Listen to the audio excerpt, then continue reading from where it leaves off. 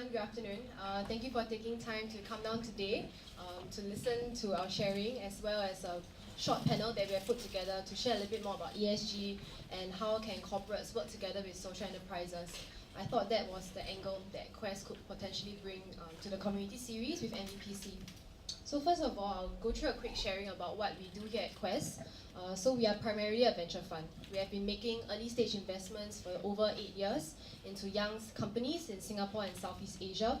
And our investment thesis, we focus on two main things. Scalability. Can you grow from a $1 company to a $1 million company?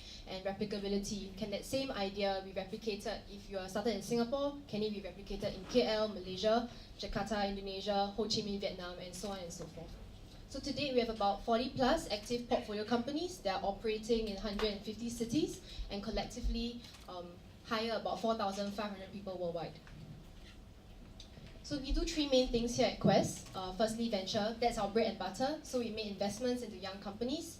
Secondly, enterprise. We work with enterprises and corporates to help with corporate innovation and transformation initiatives. And lastly, social good. So a quick snapshot of our Southeast Asian portfolio.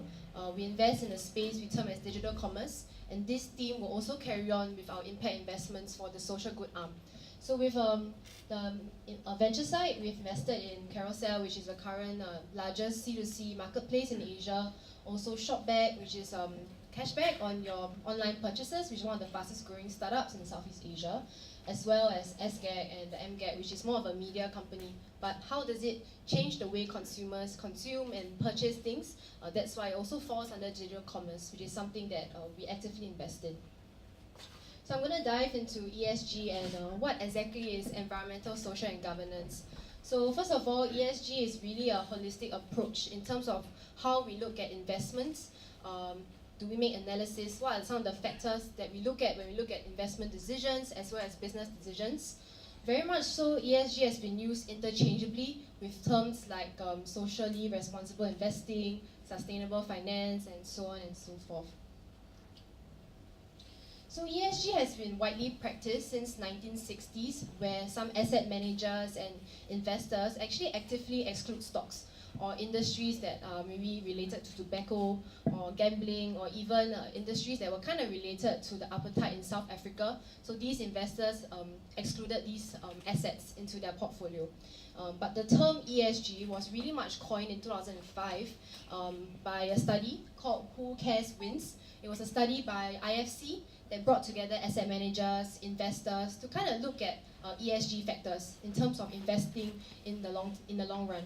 So that's how it came about. And over the past 10 over years, I think ESG has pretty much gained good traction in cities such as in Europe, US, and Canada. And Asia, I think it just pretty much started over the past 5 years or so. And in 2018, there was a study by Forbes that said that over 80% of the large corporations actually integrate ESG frameworks into their investment or business decisions. And currently, it stands at 20 trillion USD that's being managed under the ESG portfolio. But I think the entire ESG scene is still growing and very nascent. So there's a lot that can be done, and there's a lot of potential because the lack of data is one point, and secondly, the necessary tools to kind of put together the very largely fragmented and incomplete data to kind of score ESG practices is still lacking, and therefore there's a lot of potential for us and the corporates and the investors to kind of explore. So what are the ESG factors? Briefly, I'll cover some of these. So this is what MSCI has put together in terms of what the ESG factors are. So firstly, environment. There are 4 main areas that we look at. Climate change. So climate change includes things like carbon emissions, product carbon footprint, financing, environmental sustainability or impact, as well as climate change vulnerability. Next, we have natural resources, so such as water, biodiversity, how do you procure raw materials, etc. Pollution and waste, toxic emissions, waste, and even e-waste is also included. Environmental opportunities. So for investors or corporates, what are some opportunities in clean tech, green energy, or even renewable energy that can be potentially invested in? Next, we have social. So 4 main areas as well. Firstly, human capital. What are some of the labor management regulations and frameworks that these organizations have employed? Second, product liability. It covers things as product safety, quality, chemicals, as well as health and demographic risks of some of the workers in the organization, for example. Stakeholder opposition is very much a case of how well do you procure? What are some of controversial ways of sourcing for your items? Is it a very bad kind of way of managing labor at the very end? For example, like diamonds. Next, social opportunities. So they look at access to communications, finance, healthcare, as well as nutrition. These are how the companies or organizations take care of their workers and their management, as well as the places that they procure from. Lastly, governance. So corporate governance take into account things like diversity, board diversity, your workforce diversity, pay, is it just, is it fair? And lastly, corporate behavior. Are there transparent tax frameworks that you employ, financial transparency, even things like business ethics within how you manage your workforce, how do you procure your goods, how do you manage marketing and all that. So that's the business ethics part of it. So as you can tell, these ESG factors are very hard to quantify.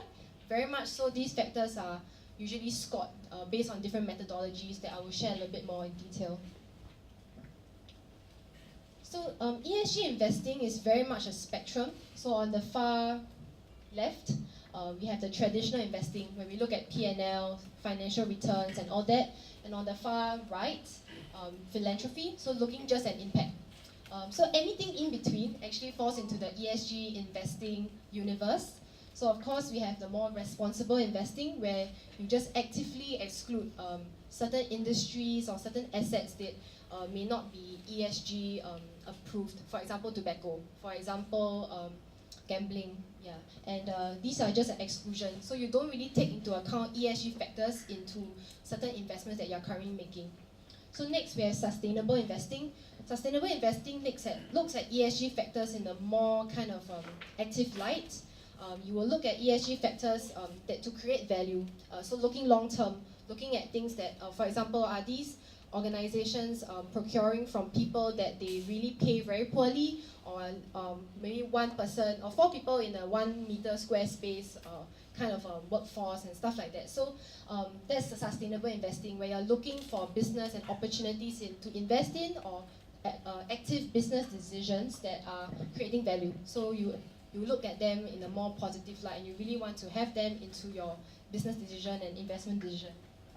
Then after that, we have impact investing. So that's a more serious take at looking at ESG, because you weigh both financial returns and ESG on the same level. They are 50-50, equal importance. And you want to invest into social enterprises or organizations that are solving a social challenge, for example, or an environmental challenge, but at the same time can produce some market returns. That will be more impact investing. So anything in between is ESG investing, which is also why it's quite difficult as an organization or investor, because you need to make a conscious and active decision to include ESG into your daily decision-making process. So where is ESG right now in Southeast Asia? I would say that we are still very new and a lot of potential to grow. If we look at the key drivers, of course, Europe, Canada, and US, they account for over 90% of the asset under management under ESG. And Asia, excluding Japan, is just a mere 0.8%. So there's a lot more that we can do. If you look at Japan, there was a 724% growth between 2014 and 2016. This is because the state pension funds actually actively looked at ESG, and that was why there was a huge increase in the assets under management in Japan. But a lot more can be done in Asia, and I will share more, especially in the impact investing landscape. So ESG is increasingly important, which is also why I think there's so much awareness and want to understand a bit more about ESG from the ground. Because firstly, I think we all know, you and I know that the world is changing. There are many sustainability challenges out there waiting for us: climate change, waste management, being fair, having fair labor practices, and so on and so forth. And secondly, I think consumers and investors are taking a more active stance towards sustainability, which is also why they want to find out more about ESG and how can they play a part in it. And this is very much driven in the investor side by the increase in millennials as well as women in the investment kind of committee and the decision-making process. So there was a study by BNP Paribas that actually $90 billion, apologies, will be given to millennials to manage by 2025. So that's a lot of money, and a big part of that will be going to ESG investments. So as a company and as an investor, I think some of us have the misconception that if we look at impact, then we can never make money. But that's something that I would like to debunk here. Historical performance of funds have shown that actually investors that look at ESG actively actually do similar or even better financial performance. So if we look at why that is so, there's actually three main reasons. Firstly, because highly rated ESG companies have a lower volatility, especially in the long run. Secondly, highly rated ESG companies have a less chance of having a major drawback. For example, if there's a big climate change, the business will still be okay. And thirdly, highly rated ESG companies have a pretty good financial return because they are more profitable and also have higher dividends if these are more public companies. So I briefly touched upon scorecards. So these are ESG scorecards that are used by organizations and businesses when it comes to evaluating where they are at in terms of their ESG practices. There are a lot of them out there, but I think many of them are very robust. So you can pick one that suits your needs and you feel that it's the most easy to use and understanding for your current industry. I'll share some here. So these are just four. I'll share four of the more popular ones, ESG scorecards and matrices that are currently being used worldwide. Firstly, we have the Bloomberg ESG database. This is one that is do a scoring, so it's a weighted average on 120 ESG indicators. Next, we have the MSCI ESG framework. It's a grading, so anywhere from CCC, which is the worst, all the way to AAA, which is a very best practices. And they look at 37 key ESG issues, and they actually update bi-weekly, and they take a weighted average on all these 37 ESG issues. And many institutional investors, especially in US, are using MSCI. So next, we have the Thomson Reuters ESG research data. They have a more comprehensive ESG scorecard. They look at actually 400 different ESG matrices, but depending on industry, they'll pick the top 178 that make sense for you. And they do a kind of weighted and do a percentile ranking based on from D- all the way to A+. And all these data is actually plucked from their records, publicly available data points, and they actually list it on their data on their platform. Next, we have Sustainalytics. This is also a scoring of 100, so the higher the better. The differentiating factor for Sustainalytics is more of the industry outlook. So they are quite industry specific. If you are in logistics, or if you are in marine, or if you are in chemicals, or FMCG, they have different indicators. And each indicator, they will take about 70, and they do a weighted scoring as well. So I think I briefly mentioned this, ESG is really a conscious effort. So to the audience here, if you're an investor, I think you need to kind of make a stand as to where you want to be in terms of integrating ESG into your investment decision. Is this responsible, sustainable, all the way to the other end, which is impact investing? And if you are a business, I strongly encourage you to take a look at some ESG scorecards to actually evaluate some of your practices, all the way from really the base of raw materials, all the way to reaching the end customer. So these scorecards can actually show you that there are certain gaps, maybe in your current processes, that could be further improved. So I think for Quest, I'll briefly share a case study as to how we integrated ESG and more specifically impact investing into our work. So I mentioned that we are a venture fund. So over the past 8 years, we have been making venture investments, early stage investments into young companies in Southeast Asia. So we help them, we mentor, we provide them capital, and we help them grow and scale into Southeast Asia. And then we realized that actually Southeast Asia, there's rapid but very uneven development. So there's a lot of communities that are currently left behind, the unbanked, the uneducated, women, for example. And these can be solved by investing into good solutions or organizations that actively try to solve these issues through a combination of capital and technology. And with that, we hope that we can catalyze sustainable growth in our region.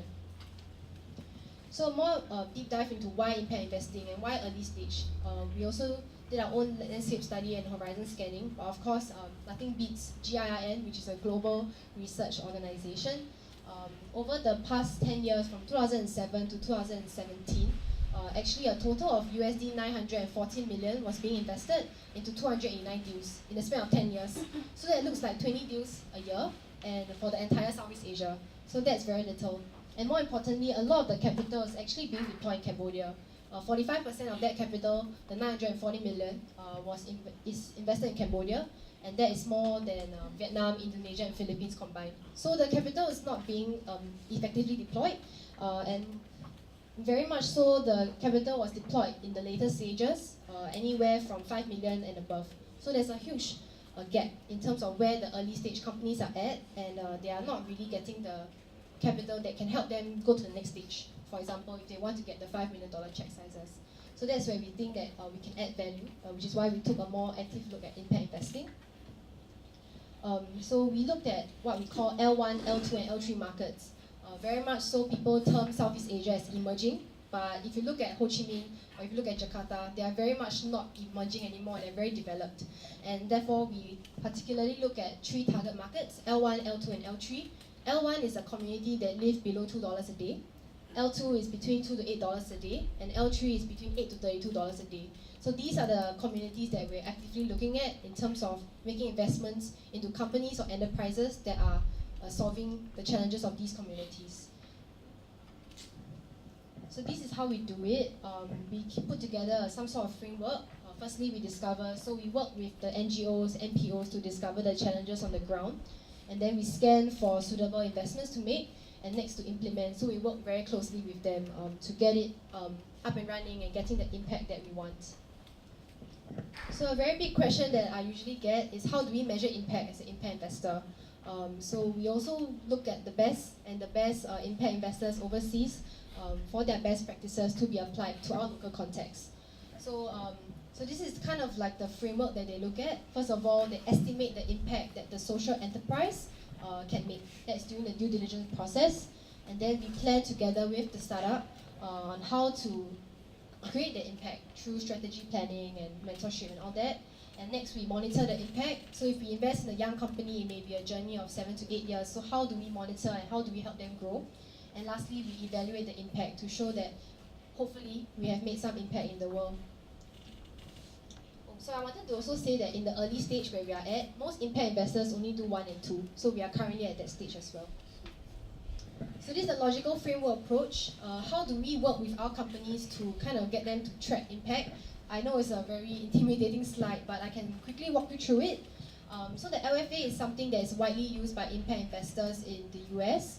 This is also something that we've been working with our social enterprises to kind of get them to think about the framework and the methodology behind creating impact and creating a business.